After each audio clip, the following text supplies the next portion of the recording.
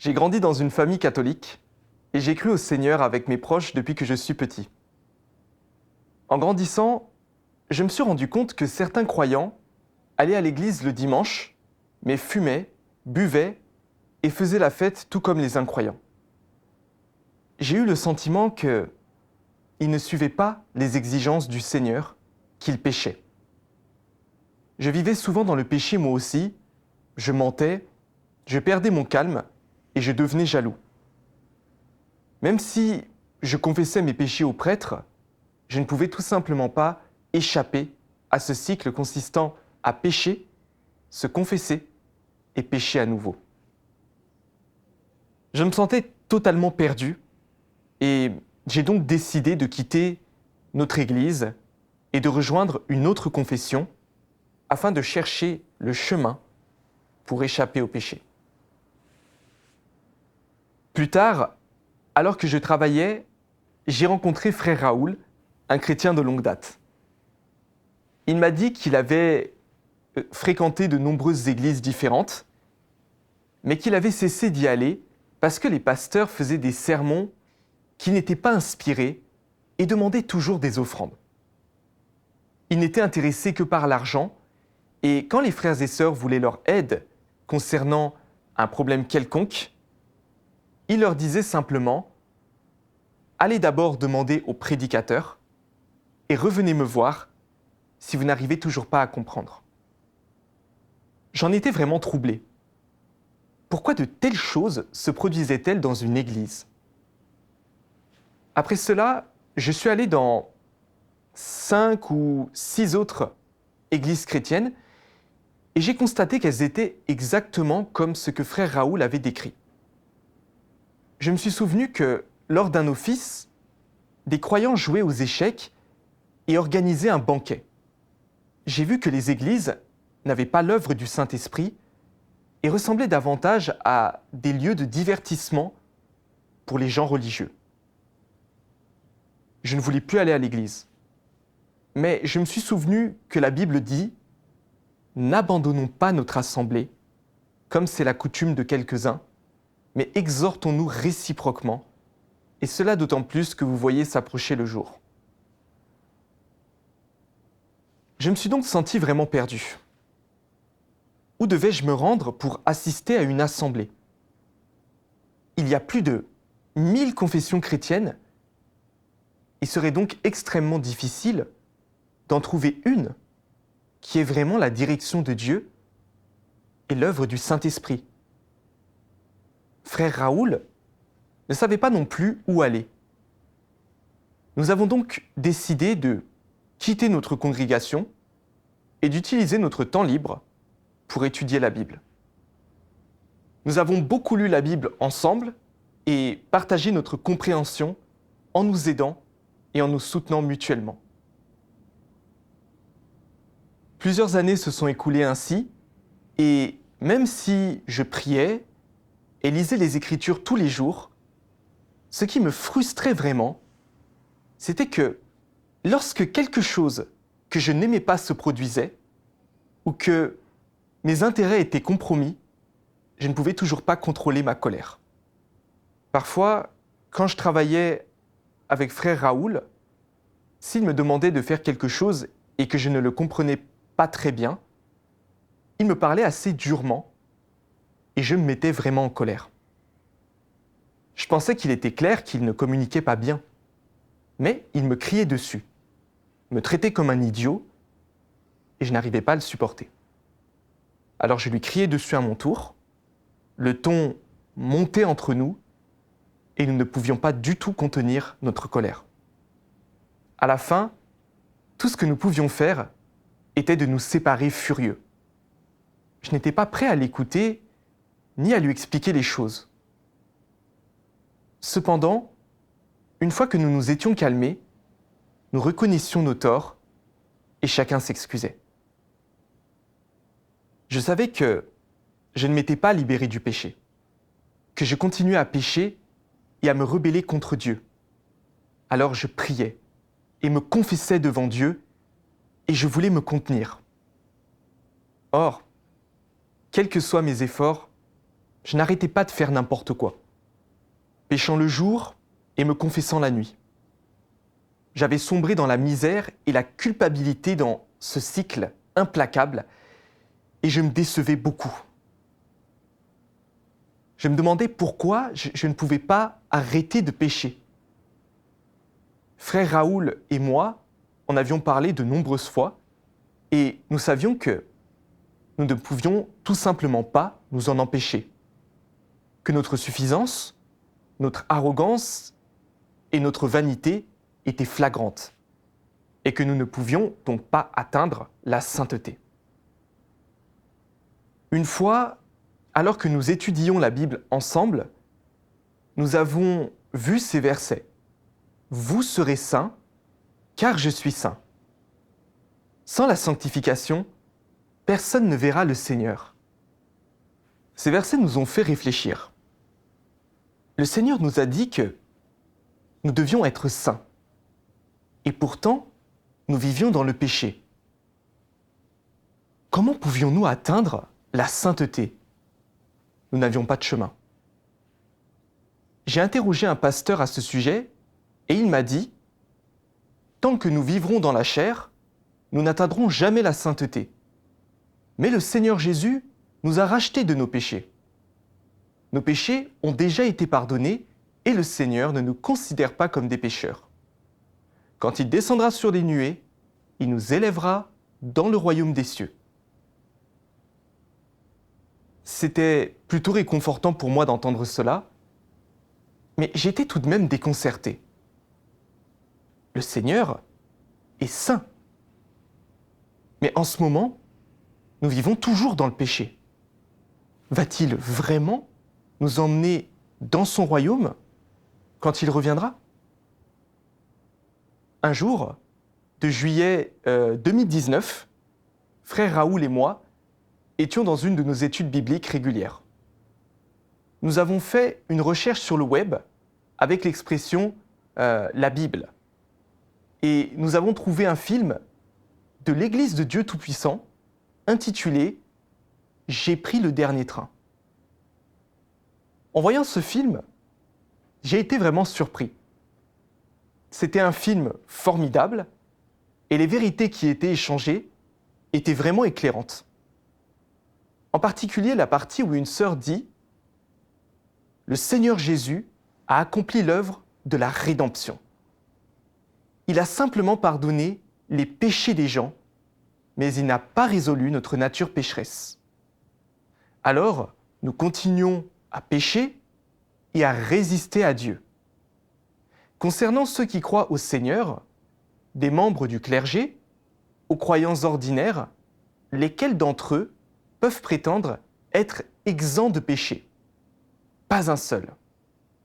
Sans aucune exception, les humains sont liés et contraints par le péché. Nous sommes pleins d'arrogance, d'égoïsme, de ruse et de cupidité. Nous ne pouvons pas nous empêcher de pécher, même si nous ne le voulons pas. Certains peuvent sembler humbles et doux, mais leur cœur est plein de corruption. Nous ne sommes pas le peuple saint qui accomplit la volonté de Dieu et qu'il veut gagner à la fin. Et nous ne sommes pas qualifiés pour entrer dans le royaume des cieux. C'est pourquoi Dieu doit continuer son œuvre pour sauver l'humanité dans les derniers jours, selon son plan, accomplir une étape de l'œuvre du jugement sur le fondement du pardon des péchés pour nous purifier et nous sauver pleinement, afin que nous puissions échapper au péché et devenir purs, puis entrer dans le royaume de Dieu et obtenir la vie éternelle. Tout ce qui était dit dans ce film était vrai. J'étais vraiment enthousiasmé parce que je n'avais jamais rien entendu de tel.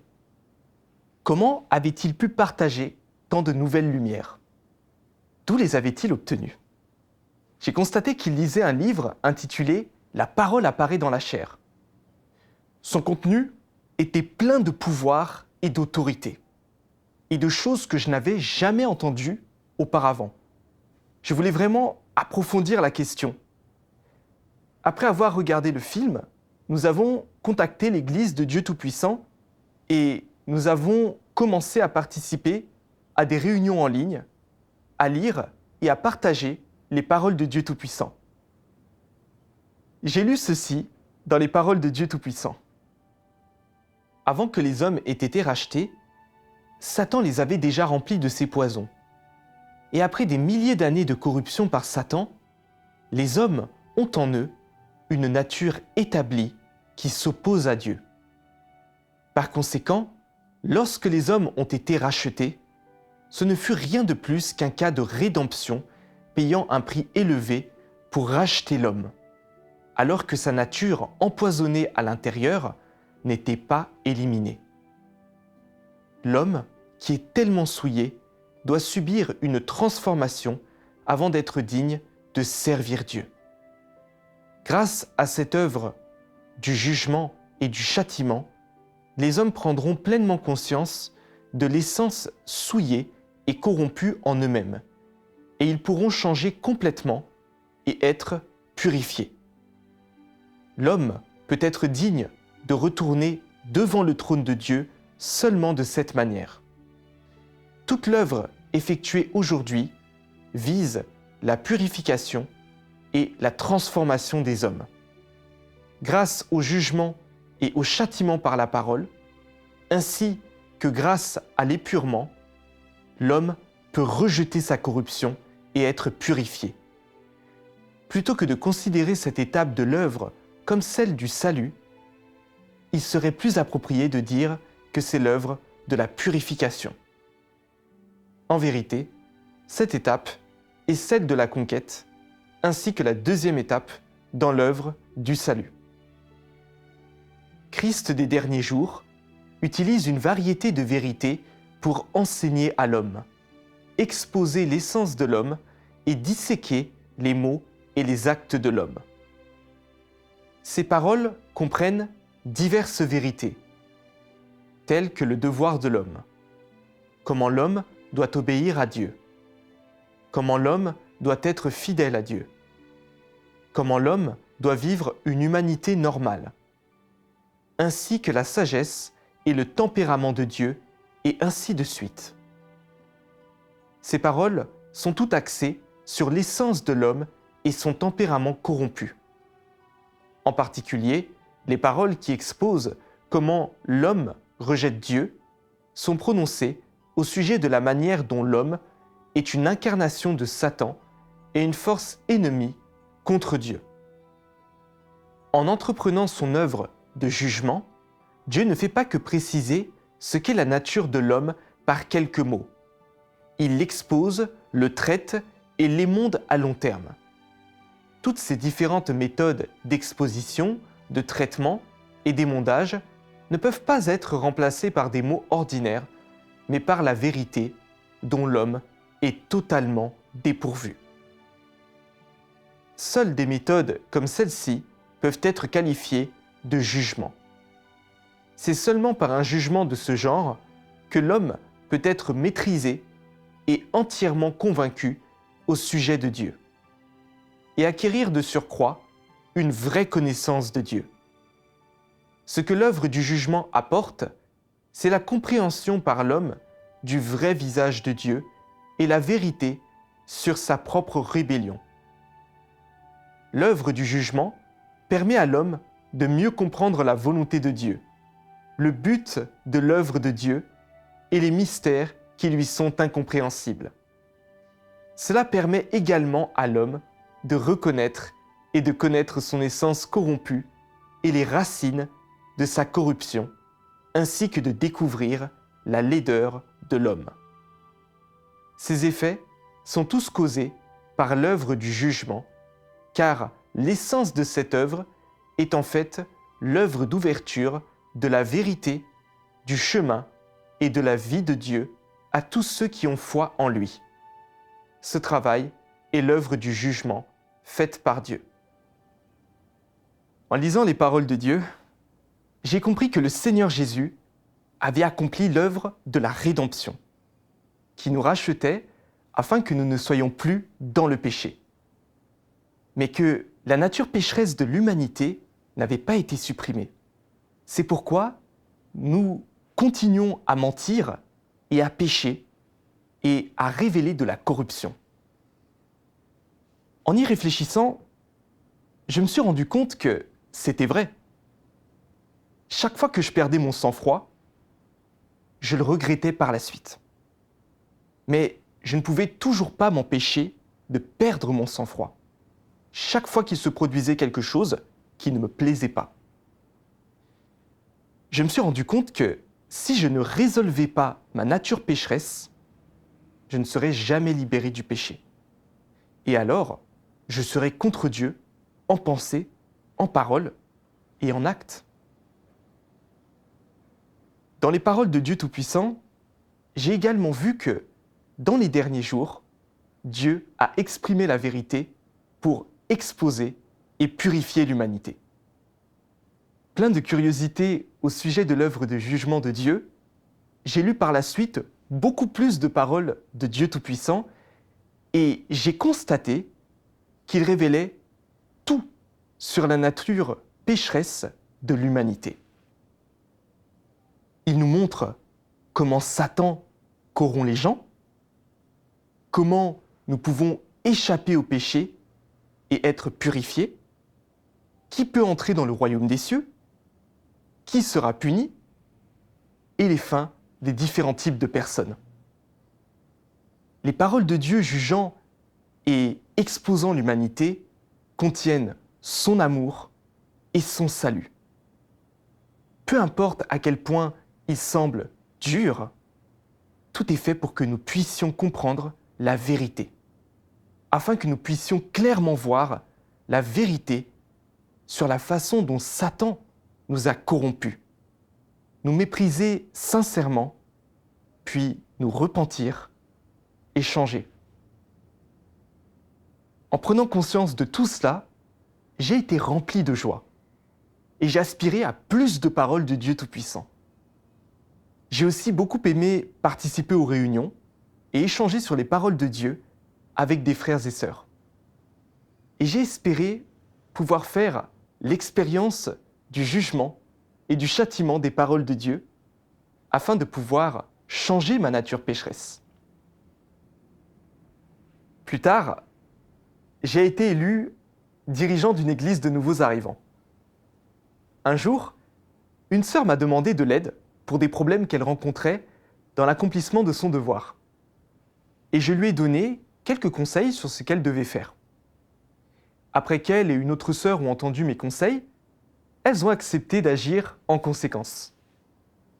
À ce moment-là, une dirigeante nous a appelés et les deux sœurs m'ont demandé de partager mes idées avec elles également. Après que je les lui ai expliquées, la dirigeante n'a rien dit. Elle nous a juste donné un document à examiner, puis elle nous a dit comment nous devions le faire. J'ai été un peu agacé. J'avais l'impression qu'elle n'avait pas vraiment compris ce que je voulais dire. J'avais déjà discuté avec ces deux sœurs de ce qu'il fallait faire et j'avais passé beaucoup de temps à réfléchir à la manière dont le devoir devait être accompli. Est-ce que tout mon travail acharné n'avait vraiment servi à rien ? Avec impatience, j'ai dit à la dirigeante « As-tu compris ce que j'ai dit ? Nous nous sommes déjà mis d'accord là-dessus et nous nous sommes compris. »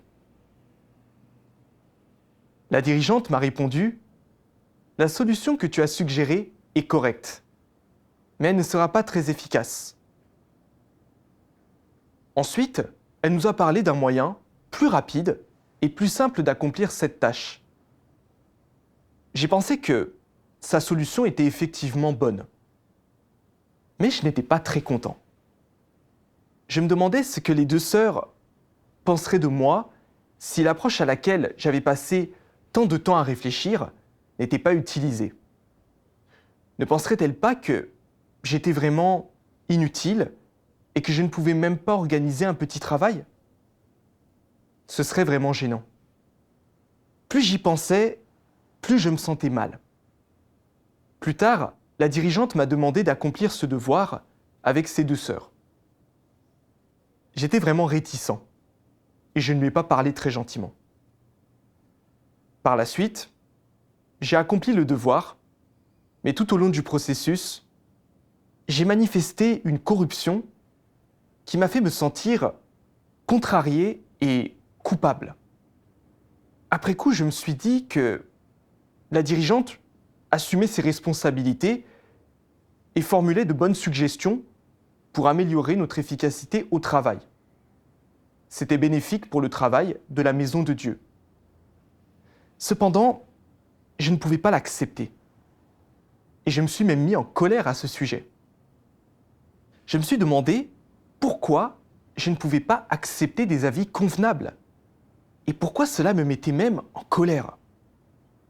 J'avais besoin d'en trouver la racine, afin que je puisse être libéré de cet état dès que possible. Ce soir-là, j'ai cherché sur le site web de l'Église des passages des paroles de Dieu sur la colère et j'ai trouvé celui-ci.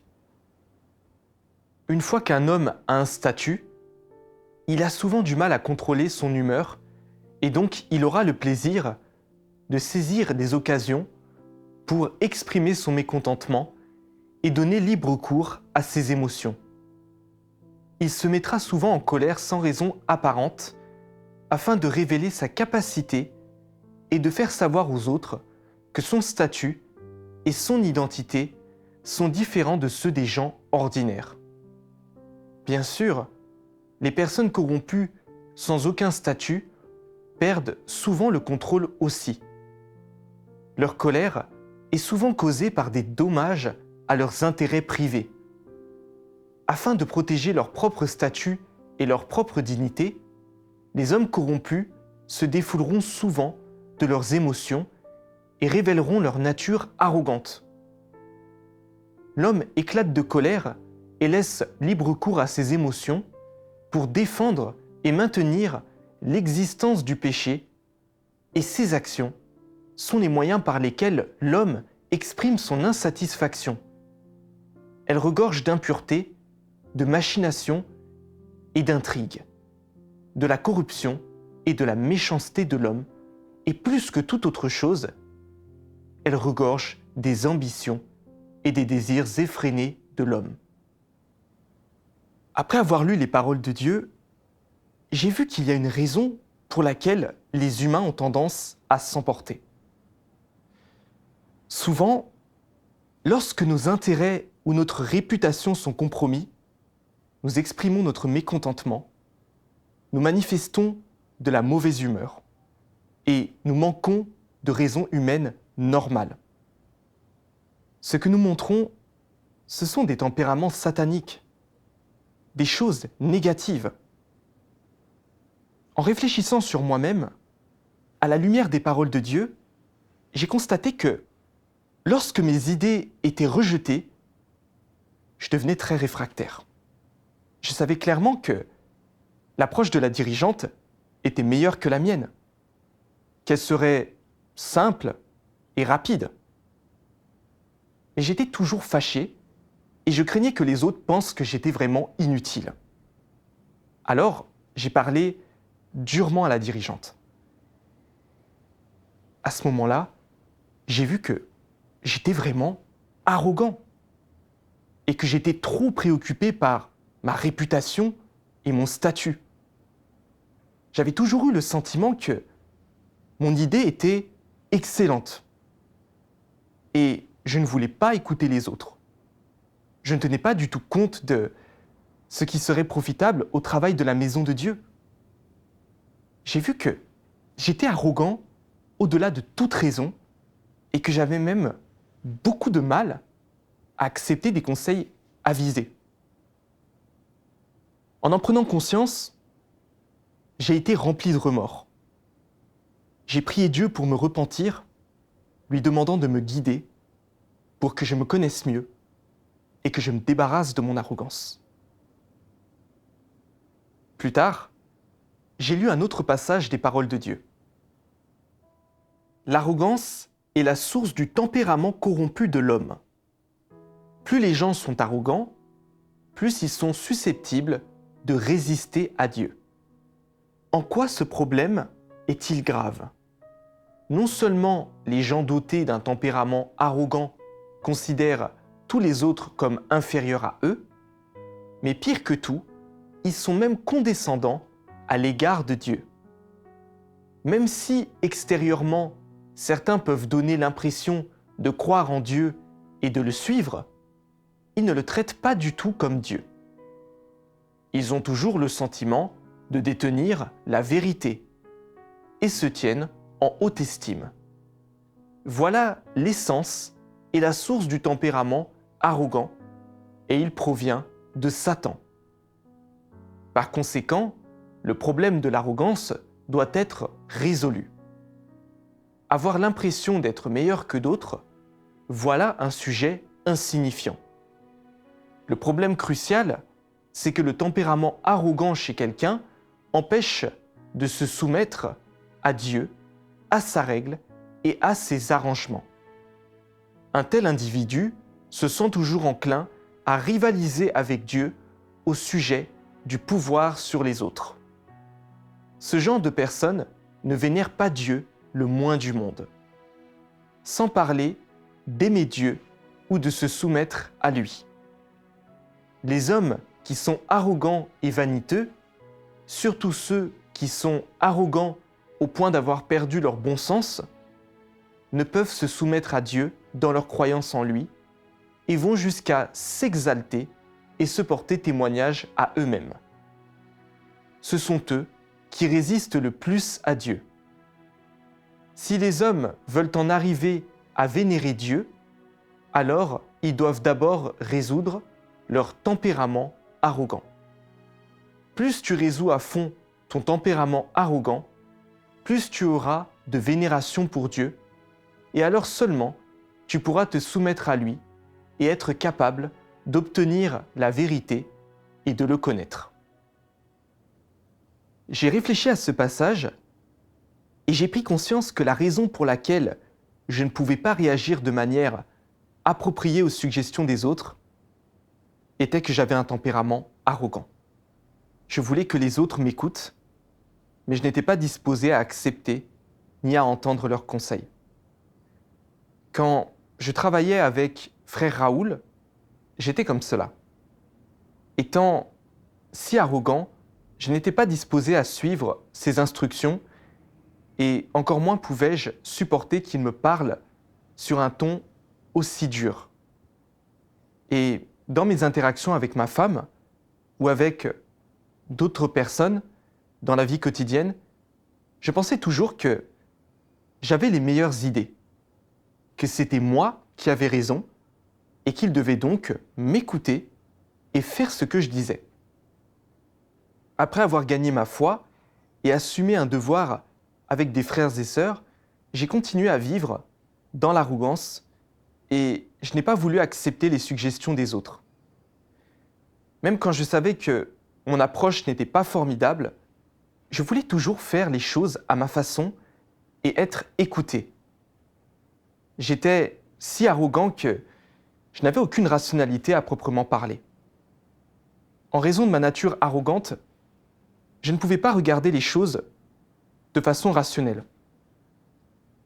J'avais le sentiment d'avoir toujours raison, alors que souvent, d'autres personnes avaient de meilleures idées et une vision plus globale que la mienne.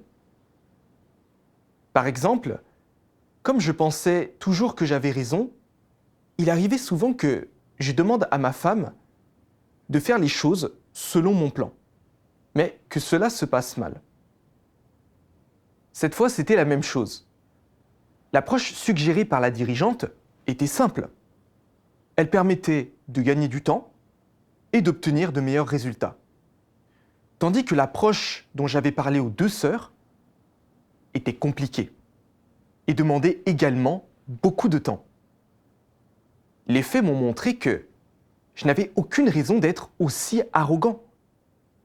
Je devais être terre à terre, discret et savoir quelle était ma place. si je continuais à vivre dans une telle arrogance, je finirais comme l'archange, n'ayant aucun respect pour Dieu, lui résistant et offensant son tempérament, et pour cela, il me punirait et me damnerait. Prenant conscience de cela, je me suis empressé de prier Dieu. Ô Dieu, je ne veux plus vivre selon mon tempérament arrogant. Je veux vivre une humanité normale. Écouter les suggestions des frères et sœurs dans mon devoir, bien travailler avec eux et faire mon devoir pour satisfaire ta volonté. Ensuite, j'ai lu 2 autres passages des paroles de Dieu. Une nature arrogante te rend indiscipliné. Quand les gens ont ce tempérament indiscipliné, ne sont-ils pas enclins à être arbitraires et irréfléchis ? Comment alors te débarrasses-tu de ton caractère arbitraire et irréfléchi ? Disons par exemple qu'il t'arrive quelque chose et que tu as tes propres idées et tes propres plans. Après avoir déterminé ce qu'il faut faire, tu dois rechercher la vérité et échanger avec tout le monde sur ce que tu penses et crois à ce sujet, en demandant à tout le monde de te dire si tes pensées et tes plans sont corrects et conformes à la vérité, en demandant que tout le monde fasse les vérifications finales pour toi. C'est la meilleure méthode pour se débarrasser de ce qui est arbitraire et irréfléchi. D'abord, tu peux éclairer ton point de vue et chercher la vérité. C'est la première étape que tu mets en pratique pour surmonter ce tempérament arbitraire et irréfléchi. La deuxième étape survient quand d'autres personnes expriment des opinions divergentes. Quelle pratique peux-tu mettre en place pour éviter d'être arbitraire et irréfléchi ? Tu dois d'abord avoir une attitude d'humilité. Mettre de côté ce que tu crois être juste et laisser tout le monde échanger. Même si tu crois que ta façon de faire est la bonne, tu devrais arrêter d'insister. Cela, avant tout, est une forme d'amélioration. Cela démontre une attitude de recherche de la vérité, de négation de soi et de satisfaction de la volonté de Dieu. Une fois que tu as cette attitude, en même temps que tu n'adhères pas à ta propre opinion, tu dois prier, rechercher la vérité auprès de Dieu, puis chercher une base dans les paroles de Dieu. Déterminer comment agir sur la base des paroles de Dieu. C'est la pratique la plus appropriée et la plus juste. Le problème le plus difficile à résoudre pour l'humanité corrompue est celui de refaire les mêmes erreurs du passé. Pour éviter cela, les gens doivent d'abord être conscients qu'ils n'ont pas encore obtenu la vérité, qu'il n'y a pas eu de changement dans leur tempérament de vie et que, bien qu'ils croient en Dieu, ils vivent toujours sous le domaine de Satan et n'ont pas été sauvés. Ils sont susceptibles de trahir Dieu et de s'écarter de Dieu à tout moment. S'ils ont ce sentiment de crise dans leur cœur, si comme dit le proverbe, ils sont préparés à la guerre en temps de paix, alors ils seront capables de se contenir quelque peu, et quand quelque chose leur arrivera, ils prieront Dieu et compteront sur lui, et seront capables d'éviter de commettre les mêmes erreurs du passé. Si les gens n'ont pas conscience d'eux-mêmes et ne savent pas que leur nature satanique est encore profondément enracinée en eux, ils risquent toujours de trahir Dieu et sont confrontés à la possibilité constante de la perdition. C'est réel, ils doivent être prudents. Il y a 3 points très importants à garder à l'esprit. Premièrement, vous ne connaissez toujours pas Dieu. Deuxièmement, il n'y a eu aucun changement dans votre tempérament. Et troisièmement, vous ne vivez pas encore la véritable image de l'homme. Ces trois choses sont conformes aux faits. Elles sont réelles et vous devez être au clair à leur sujet. Vous devez être conscient de vous-même. Si vous avez la volonté de régler ce problème, alors vous devriez choisir votre propre devise. Par exemple, « Je suis le diable » ou « Je retombe souvent dans mes vieux travers » ou « Je suis sans cesse en danger » ou « Je suis le fumier par terre ». N'importe laquelle de ces phrases peut vous servir de devise personnelle et il vous sera utile de vous la rappeler tout le temps. Répétez-la vous sans cesse. Réfléchissez-y et vous pourrez peut-être arrêter de commettre des erreurs ou en commettre moins. Mais le plus important est de passer plus de temps à lire les paroles de Dieu et à comprendre la vérité, à connaître votre propre nature et à échapper à votre tempérament corrompu. Ce n'est qu'alors que vous serez en sécurité. Les paroles de Dieu m'ont aidé à comprendre que pour résoudre mon arrogance, je dois apprendre à coopérer avec les autres, à chercher et à échanger.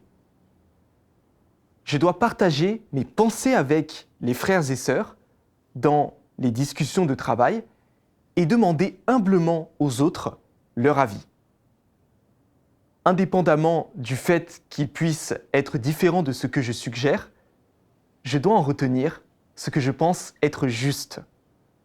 Je dois prier et chercher en fonction de ce que les autres ont dit et laisser Dieu me guider et m'éclairer pour me montrer ce qui est juste, ce qui convient et me montrer mes propres lacunes et défauts. Même quand je pense que ce que je dis est juste, je ne peux pas m'accrocher à mes propres idées. Je dois chercher la vérité et rechercher la volonté de Dieu. Et quand je vois que quelqu'un d'autre a une idée meilleure et plus juste que la mienne, je dois apprendre à me mettre de côté et à accepter ce qu'il dit. C'est ce qui correspond à la volonté de Dieu et m'évite de faire des erreurs. En plus de cela, je me suis écrit une devise sur ma nature arrogante. Je ne suis que du fumier et je ne dois pas être arrogant. Je me mets toujours en danger avec mon manque de maîtrise de moi-même. Cela m'a aidé à me souvenir de la honte de mes états arrogants et cela m'a rappelé le danger et les conséquences qu'entraîne le fait de vivre dans l'arrogance. Après cela, j'ai commencé à me soucier de pratiquer les paroles de Dieu et d'écouter les idées des autres. Désormais, lorsque quelqu'un formulait une suggestion ou une opinion différente de la mienne, que ce soit à la maison ou dans le cadre d'un devoir avec des frères et sœurs, au sein de l'Église, je mettais mon ego de côté. J'ai constaté que d'autres personnes avaient vraiment des idées plus globales que les miennes et j'ai appris à accepter leurs idées du fond du cœur et à mettre en œuvre des suggestions appropriées.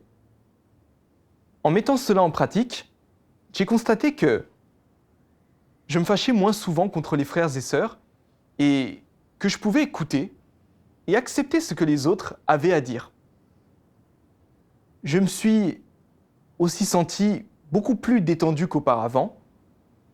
J'ai été reconnaissant à Dieu du fond du cœur.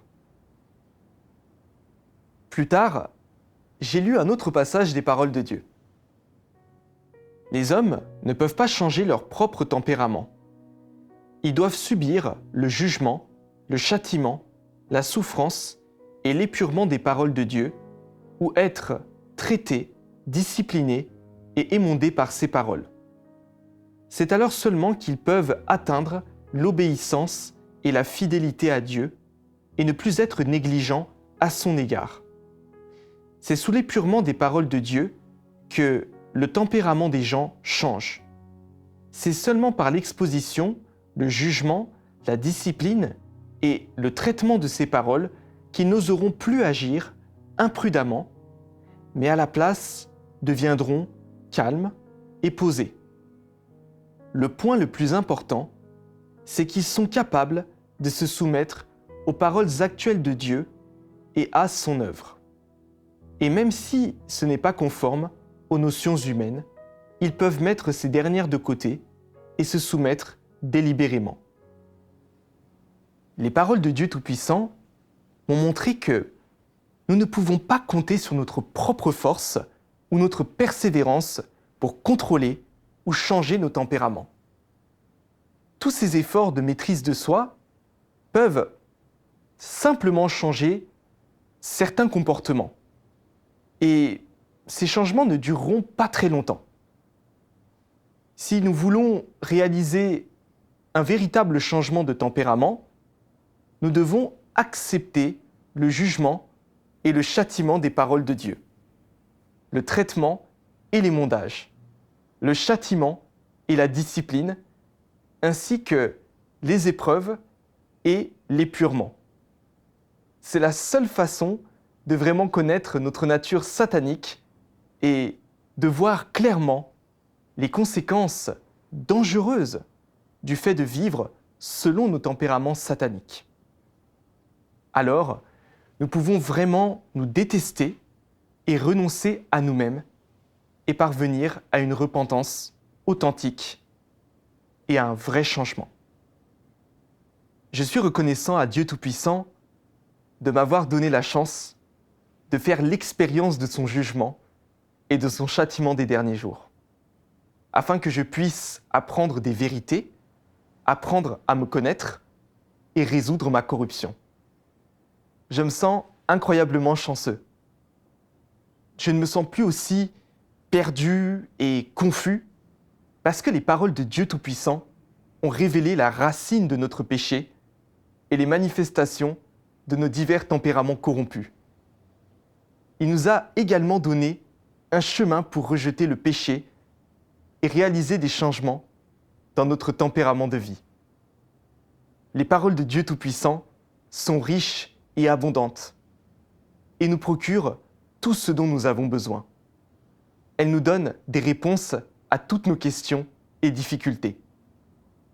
Tant que nous lisons et acceptons les paroles de Dieu du fond du cœur, nous pouvons comprendre notre corruption et notre rébellion et trouver le chemin pour résoudre notre tempérament corrompu.